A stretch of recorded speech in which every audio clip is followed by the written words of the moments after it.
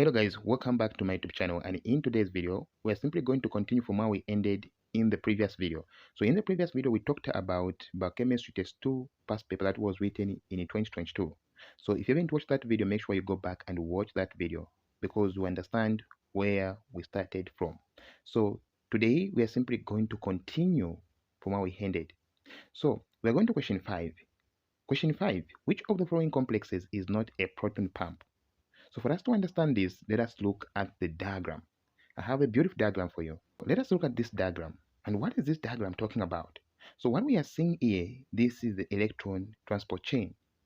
And it is also known as oxidative phosphorylation. So what is happening in oxidative phosphorylation? We do have electron carriers. And electron carriers that are here, we've got NADH and FADH2. So NADH that is coming from TCA cycle, when it comes to electron transport chain, it goes to complex 1 that you're seeing there. And this is the inner mitochondrial membrane. So NADH will go to complex 1 and it will give electrons. So it gives 2 electrons. Make sure you take note of that. 2 electrons to complex 1. Then complex 1 will become supercharged. When it becomes supercharged, it transports 4 protons. It is going to transport 4 protons. So complex 1 transports 4 protons from where? From the mitochondrial matrix to the intermembrane space. So these hydrogen ions are the one that we are calling as protons.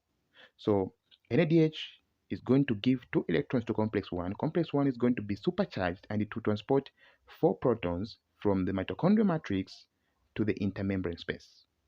Thereafter, complex 1 is going to give those electrons that it got from NADH. It's going to take them where? It's going to take them to coenzyme Q.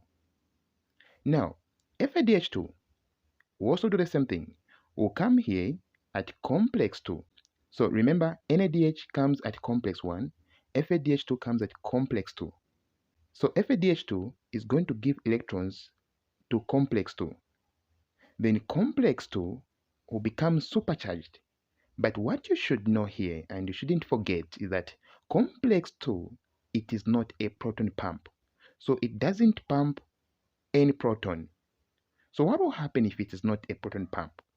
It's just going to give those electrons that it has received from FADH2, it's going to give them to coenzyme Q. Okay, so let me just repeat that point.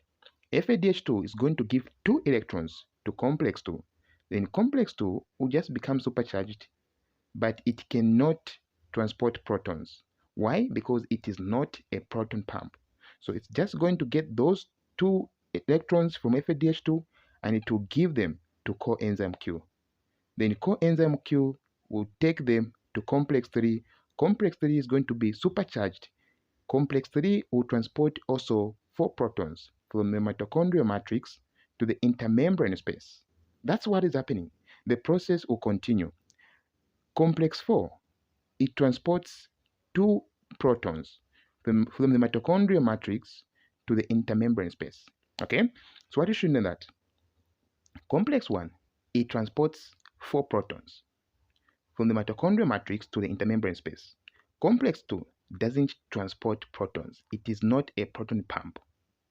Complex 3, it transports also 4 protons from the mitochondrial matrix to the intermembrane space. Complex 4, it transports 2 protons from the mitochondrial matrix to the intermembrane space. And then all those protons that we are building up here in the intermembrane space will come back into the mitochondrial matrix through the ATP synthase and will make ATP. That is what is happening in a nutshell. Basically, that's what is happening. Okay, so we've seen which one is not a proton pump. It is complex 2. Okay, that's where FADH2 goes. What is the answer there? So our answer, which of the following complexes is not a proton pump? Our answer is B. We're going to question 6. Complex 1 receives electrons from NADH and transfers them to coenzyme Q. So when complex 1 receives electrons, 2 electrons from NADH, it will transfer those electrons to coenzyme Q. it transfers those electrons to coenzyme Q. Now, what's the other name for coenzyme Q? The other name for coenzyme Q is ubiquinone. Okay, so coenzyme Q is also known as ubiquinone. So what is the answer for that? The answer is C here. Complex 1 is going to receive 2 electrons from NADH, is going to be supercharged, and then it will transport 4 protons from the mitochondrial matrix to the intermembrane space, and then afterward it will give those 2 electrons to coenzyme Q, which is also known as the ubiquinone. So what we are seeing here, these are the inhibitors of the complex that we've talked about.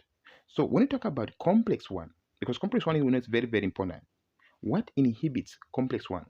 We have got what we call rotenone. So rotenone is going to inhibit complex 1. What about complex 3? What inhibits complex 3? It is called antimycin A. So antimycin A, it inhibits complex 3. What about complex 4? What inhibits complex 4? Is carbon monoxide and cyanide. Cyanide is also found in cassava. Complex 5, also known as ATP synthase, what inhibits that? It's oligomycin. So oligomycin inhibits complex 5. Then what about ATP production? What inhibits ATP production? It's called atractyloside.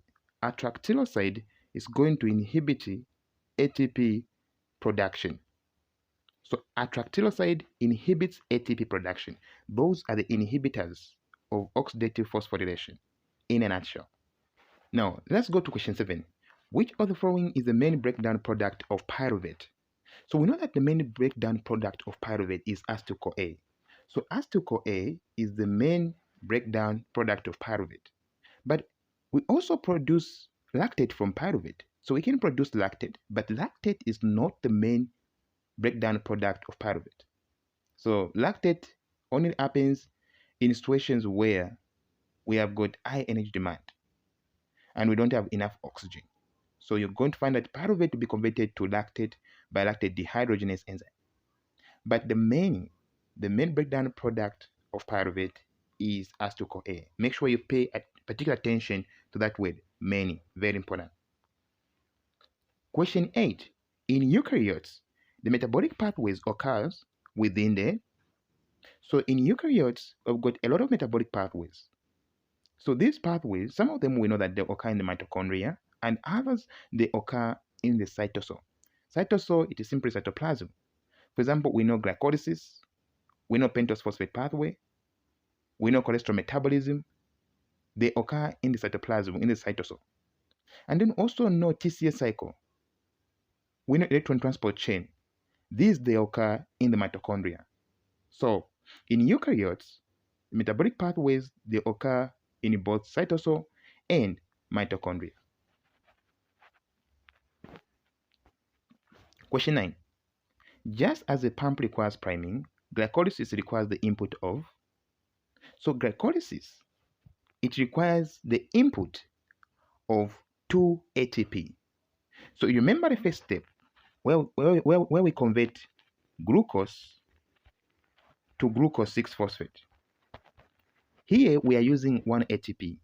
So at this stage, we use 1 ATP because we are adding a phosphate to glucose. So where are we getting that phosphate? From ATP. Where else? So glucose 6-phosphate is converted to fructose 6-phosphate, but fructose 6-phosphate is later on converted to fructose 1,6-bisphosphate. And at this stage, we also use another 1 ATP. So these are the 2 steps where we use ATP in glycolysis. So we can say this is our first step, and this is our third step. So the first step and the third step, we use ATP in glycolysis.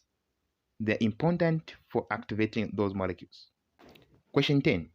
The glycolysis of 1 glucose molecule yields a net of... So when we talk about a net, what are we talking about? So we do have what we call total and net. What's the difference? So for example, if I give someone 10 kwacha today, let's say I give someone a loan of 10 kwacha, and then they are adding up a 2 kwacha interest. So the money that they're owing me is 12 kwacha. So 12 kwacha, that is the total. So I'm adding everything. The money that I gave that person together with the interest, I'm adding everything together. So they're giving me 12 kwacha together. That is the total. But now, when I subtract the money that I gave that person, the money that was mine, which was 10 kwacha, I subtract that from 12 kwacha. Then my benefit is only 2 kwacha, isn't it? Yes, it's only 2 kwacha. So I'm only benefiting 2 kwacha. So that 2 kwacha, that is my net. Okay? My benefit, that's my net. My interest, that's my net. Same applies to here. When we talk about ATP production in glycolysis, we know that we produce 4 ATP from 1 molecule of glucose. So from 1 molecule of glucose, in glycolysis, we produce 4 direct ATP. And we produce 2 NADH and 2 pyruvate. So remember, we produce 4 ATP, that is the total, 2 NADH from 1 molecule of glucose in glycolysis, and 2 pyruvate. Now, remember that at the beginning of glycolysis, we were using 2 ATP. At step 1 and step 3, we were using 2 ATP. So at step 1, we're using 1 ATP, and step 3, we're using another ATP. In total, we were using 2 ATP at the beginning of glycolysis. So now we are making 4 ATP, and we used 2 ATP at the beginning. What are we benefiting? In other words, what is the net? So the net, what we do is that 4 minus 2 is equal to 2 ATP. That is the net. So 4 is the total. 4 ATP is the total. Then we need to remove what we used at the beginning, which is 2 ATP. We are remaining with 2 ATP as our net. So the net is 2 ATP. Okay, so net is 2 ATP. So from glycolysis, we produce a net of 2 ATP, 2 NADH, and 2 pyruvate. Okay, pay particular attention to this word, net. Okay, so if they ask you what is the total of ATP produced from glycolysis, the total is 4 ATP. What is the net? The net is 2 ATP. Make sure you understand the difference. Very important. So what is our answer there? So our answer is C. Question 11.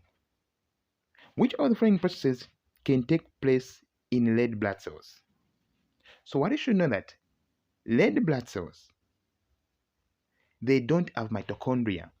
That's very important. They can trick you on this part. Red blood cells, they don't have mitochondria. So whenever they ask you a question concerning red blood cells, make sure you pay particular attention to what they're talking about. So red blood cells, they don't have mitochondria. What do you think happens if they don't have mitochondria?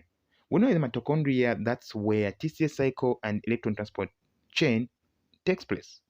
So if there's no mitochondria, we expect that red blood cells do not have TCA cycle, no TCA cycle, and no electron transport chain.